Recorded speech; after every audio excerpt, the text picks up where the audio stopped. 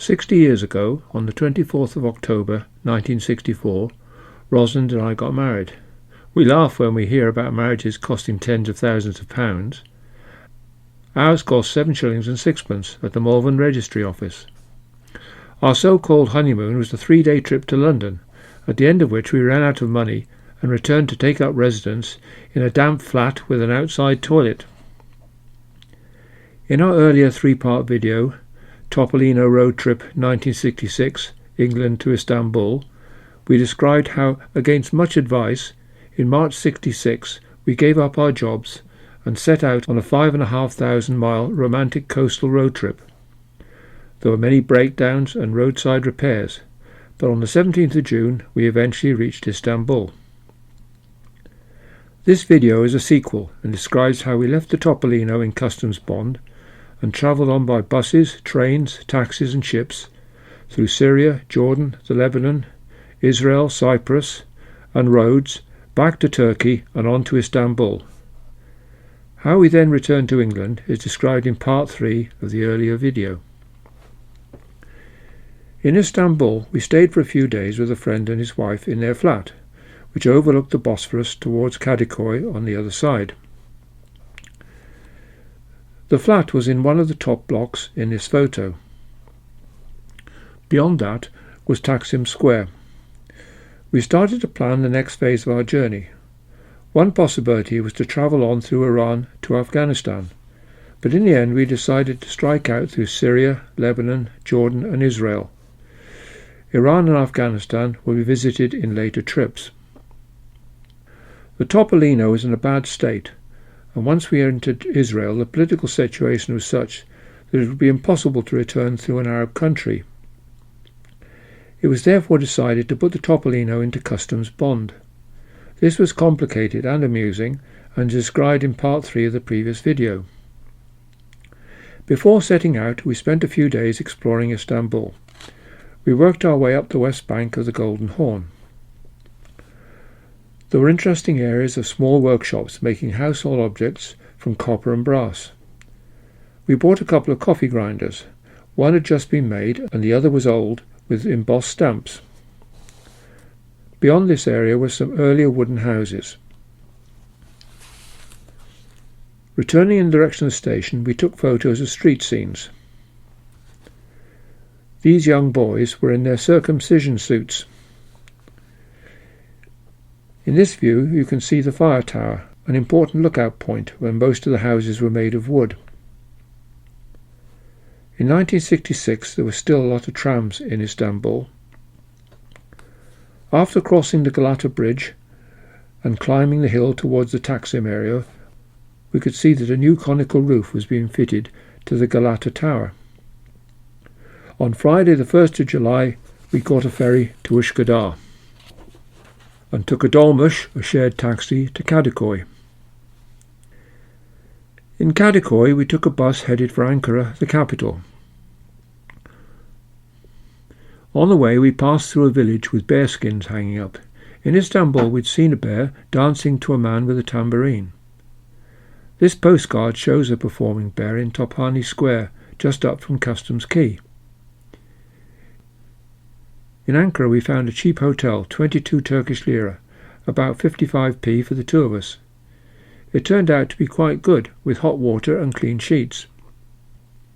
In the morning we visited the British Council Tourist Office, the Ministry of Tourism and the Highways Department. Laden with leaflets and maps we explored Ankara. We were befriended by a Turkish guy who took us to his flat. We spent most of the night talking and drinking coffee. In the morning we returned to our hotel and spent the majority of the day sleeping before going out for a meal. On Monday the 4th of July we visited the British and Syrian consulates to inquire about visas. It turned out that these were issued at the border. In the afternoon we visited the museum and the Kemal Ataturk mausoleum. Kemal Ataturk, 1881 to 1938, was a Turkish nationalist leader, a soldier, statesman and reformer. The Sultanate was abolished in 1922 and a republic was declared on the 23rd of October 1923. Kemal Ataturk was elected as the first president. Among the many modernizations were equal rights for women, abolishment of the fez, and the introduction of a Turkish alphabet to replace the Arabic script. In 1966, his photo was to be seen everywhere, as in this poster. We decided the next stage of our journey would be by bus to Adana in southeastern Turkey. A company called Varan were operating an overnight coach to Adana for only 30 Turkish lira each, about 75p each. It turned out to be very good. Reclining seats, free chewing gum, cake, bottles of water, and tiny bottles of perfume, all served up at intervals by a hostess. I still have one of the tiny perfume bottles, and the box that it came in, labelled Attar Sangam, Pakistan on the one side, and Ledona Cosmetics, Pakistan on the other. Sangam is an Indian manufacturing company of repute, which in 2025 still makes attars and scents. Genuine attar is expensive and made from natural herbs, spices and flower petals, often rose petals, as opposed to scents which normally contain some artificial ingredients. However, nowadays attar is often referred to as a scent. It's recorded that the Prophet favoured attar and is therefore approved in Islam. The substance handed out was presumably fake and made by Ledona Cosmetics. We reached Adana at 5 a.m. and found ourselves a cheap hotel. Leaving our rucksacks in the hotel, we walked to the railway station to inquire about trains to Aleppo in Syria. We were told that one would arrive on Friday. The rest of the day was spent catching up on our sleep. In the morning, Wednesday the 6th of July, we visited the markets, and Ros bought some interesting leather boots with curled-up toes and wide soles. The shop had plenty of them, and they were being sold for use, not as curios. Recently I investigated them on the internet. Some Etsy dealers are importing decorated versions with narrower soles from a Turkish company called Ottoman Boots. They are marketed as medieval boots and targeted at fans of such fantasies as Tolkien's Lord of the Rings. In the afternoon we trawled the second-hand shops and bought a Hohner chromatic harmonica and also an antique cylinder seal. In the past these seals were rolled on a piece of soft clay as a sign of ownership and to prevent unauthorized opening of items. On the Thursday we explored the sites. In 1966 Adana was an extreme mixture of old and new. This photo gives the idea. The most interesting building was the Great Mosque. These photos show the Eastern Gate and an aerial view. In front was a pleasant park. Ros seems to be holding something, but we can't remember what. Dominating part of the town was a 32-metre high clock tower, the tallest in Turkey. It was constructed between 1881 and 1882 by order of the mayor as part of a modernisation effort. Its hourly bell enabled businesses for the first time to work to regular hours. Unfortunately, I began to feel ill and we returned to the hotel. In the early part of the 20th century, the local economy thrived and many Armenians arrived in Adana, escaping the massacres elsewhere in Turkey. The July 1908 revolution temporarily ended the massacres. However, in 1909 persecution started in Adana, and it was reported that over 18,000 Armenians, 1,250 Greeks, 1,272 Assyrians, and 620 Muslims were killed. Many thousands of children were orphaned, and businesses destroyed. For a few years things settled down, but in 1915 deportations of the remaining Armenians started, and over 5,000 Armenian families were removed to Syria. In 1947, the introduction of a wealth tax caused most of the rest to leave. On the Friday morning, we took a dolmush to the station and bought Baghdad express tickets for Aleppo in Syria. The steam train arrived nearly 3 hours late and departed at 3 p.m. I began to feel worse and suspected I had tonsillitis. A concerned passenger in our compartment gave me a huge tablet in its own little box, labelled Grippin. I still have that box. The company still exists and sells gripping tablets for flu. There were some spectacular bridges and tunnels. In one place there was a steep incline, and the locomotive had to retreat more than once before finally climbing it successfully. Leaving Turkey was straightforward, but entering Syria was a fascinating process. An official walked from one end of the train to the other, gathering up all the passports. After processing, they started to return them, but they'd muddled them all up. It was ludicrous. They were walking up and down the train, trying to match faces to passports and calling out mispronounced names. They hadn't even grouped them by carriage. However, it was all very good-natured, and they provided us a propaganda magazine, headed "The Voice of the Syrian Arab Republic," to read while we waited. The contents page gives the idea. These are some of the examples: Agricultural Cooperatives Conference, Peasants' Day, Arab Nationalism and Socialism, Tri-Continental People's Solidarity Conference condemns imperialism and neocolonialism in Israel and the occupied South Yemen, Immigration to Israel, a danger to immigrants.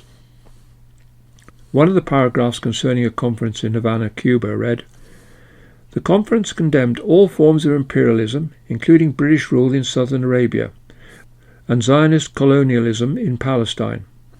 It expressed support for the struggle of the Arab people of Palestine and the people of South Arabia to liberate their countries from colonial domination. It declared it to be the duty of all revolutionary and progressive regimes to help the liberation fight of all peoples attempting to free themselves from imperialistic and colonial rule." We were also given a sheet of tourist leaflets and a detailed 80-page technical booklet on cotton production. We began to collect impressive visa pages. In the Syrian section of the route there were 6 miles of tunnels, one of which was over 5,000 yards long, and a deep gorge traversed by a steel viaduct with 3 spans, one of which was 280 feet high. We reached Aleppo at the inconvenient time of 3 a.m. The civil war in Syria put an end to this train route, and the severe earthquake of 2023 caused massive destruction to the whole area. The immediate loss of life in Turkey and Syria was reported over 55,000. We took a taxi from the station to the New Cairo Hotel. The second image here is a Google translation. On the Saturday we walked to the Citadel, but it was closed, so we investigated the extensive souk. For the next couple of days I was ill with suspected tonsillitis. Ros went out and found a doctor, who charged us $5 US, which was later refunded by our holiday insurance. In the 1950s it was common for children to have their tonsils removed, but I had avoided that. The arrival of the doctor was an event, and an audience of at least 10 visitors and staff gathered to watch. By Tuesday the 12th I was much better, and in the morning we visited the Citadel again. The top of the mound was almost totally destroyed, but the massive defended gateway was impressive. The afternoon was spent wandering through the souk and fending off persistent entreaties to spend our money. The New Cairo Hotel had been a lucky find. It was situated in Al-Kandak Street, in easy walking distance to the Citadel and the souks. This photo was taken from the hotel roof. Al-Kandak literally translates as the trench. This does not refer to some early Aleppo construction, but to the Battle of the Trench, an important event in Islamic history. In the year 625, Muhammad had lost a battle at Uhud near Medina, in which Muhammad himself was wounded. In 627, a joint force of Jews and Bedouins threatened Medina itself. A Persian convert, Salman al-Farisi, suggested to Muhammad that they should surround Medina with a trench to hamper an attack by the Bedouin horsemen. According to records, Amr, a leader of the Confederates, challenged the Muslims to a duel. The Prophet gave Imam Ali permission to duel. When the dust settled, Ali held up the head of Amr, and blood was seen to be dripping from his sword. The Prophet gave a shout of Allah Akbar. This bloodthirsty image illustrates an incident in the duel. Unused to the tactic of the trench, the Bedouin, who were used to brief isolated raids, soon began to desert, and any possibility of a siege evaporated. Al-Khandak streets are to be found in many Islamic cities. After the battle was won, Muslims ruled over the neighbourhood tribes and spread the teachings of Islam. Our room overlooked the street, and we could see and hear the passing trams. Surprisingly, an internet reference states the trams were withdrawn by 1950, obviously untrue. The proprietor of the hotel was very kind. He described himself as a demi-doctor, and during my illness plied me with fresh lemon drinks. When I began to feel a bit better, we got someone to take a photo of us on the roof. On the Wednesday, we visited the souk again, but this time accompanied by a son of the hotel owner. It was much easier, and we were not continually accosted. In the evening, we were invited by one of their friends to visit his father's factory. It was not very clear what they made, but they prepared us a meal which involved eggs, sardines, and tomatoes, followed by lemon sorbet and apples from one of their trees. We sat talking in an open courtyard and didn't get away until very late. The old area of Aleppo has now been largely destroyed during the recent civil wars. Thursday morning we were up early and rushed to the station to catch an 8 a.m. train to Beirut. This pre-World War II map shows the route via Tripoli, although at that time the Tripoli-Beirut section was only projected. To our surprise, the train turned out to be a rail car with numbered seats. The journey passed through a desert area, interspersed with villages with domed roofed houses. At Hama we passed by huge water wheels, known as norias. These were built to raise water from the Orontes River for an aqueduct. It's believed that norias have been in existence at Hama for over 500 years. When they ceased to be used to provide water for the city, some of them were preserved as historic mechanical engineering landmarks. It's not known how they fared during the recent hostilities. The border with Lebanon was no problem. In fact, the police were very friendly and bought us Coca-Colas. The railway turned west until it reached the sea near Tripoli. The next section, built by the British during the Second World War, followed the coast and passed lots of salt evaporation pools. We kept expecting to arrive at Beirut station, but instead the line ran down the middle of a street, dropping off people at intervals. Eventually it reached a building that looked like a bus garage, and we, as the last passengers, got off. This route between Aleppo and Beirut no longer exists.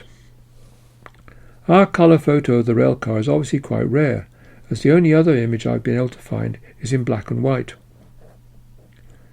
Our photo reveals that in Beirut the track was constructed as dual gauge. The outer is the 4-foot 8.5-inch standard British track on which we travelled, and the inner was a relic of the 1.05 metre 1895 track of an earlier railway from Beirut to Damascus. This route also no longer exists. While researching the rail car, I came across this amusing children's book, the rail car of which bears a striking resemblance. I also found a fanciful image of a futuristic rail car route from Beirut to Haifa. Fortunately, the end of the journey took us quite near to Beirut city centre. We were soon befriended and taken to a good cheap hotel. We don't remember exactly where it was, but it was not far from the central square. These two photos show the square looking towards the sea. Much of Beirut appeared very modern and Americanized. Flashy cars and Coca-Cola signs. We were frequently approached by money changers with good exchange rates. However, there were still attractive areas from past times. Friday the 12th of July, we were a bit late getting going. After a breakfast of chocolate milk and sandwiches, we caught a bus to the antiques area. A couple of guys in a fancy car took us for a ride along the seafront and round the headland. It was a bit like a smaller Florida. The guys were going fishing, so we walked back to the antiques area. Everyone was very friendly. A carpet dealer told us a lot about the carpets in his shop. He realised we couldn't afford to buy one, but took us to his house to see his prized possessions. One carpet was made of silk, with silver and gold threads. He said it was 400 years old, and had been bought by one of his relatives from a sultan. This photo shows a carpet of similar quality and description being put up for sale by Christie's, with an estimate of between £1.5 to £2 million. We had some lunch in a sort of coffee bar and talked to some medical students. On our way back through the gold market, a couple of rich guys encouraged us to go with them to the airport to watch the planes taking off. They are very proud of their car. Everything was automatic. Even the aerial raised when they turned the radio on. I don't think they would have been very impressed by our Topolino. At the airport we sat in a lounge overlooking the aircraft and drank coffees. This photo shows the top floor viewing lounge. The guys said that their chauffeur was an ex-racing driver, but he drove quite carefully. Saturday we slept till 12 and then revisited the antiques market. Again we were taken on a sightseeing trip and later changed some money. On the Sunday we decided to move on and go to Damascus. There were buses, but taxis were only £5 each, so we decided to travel in style for a change.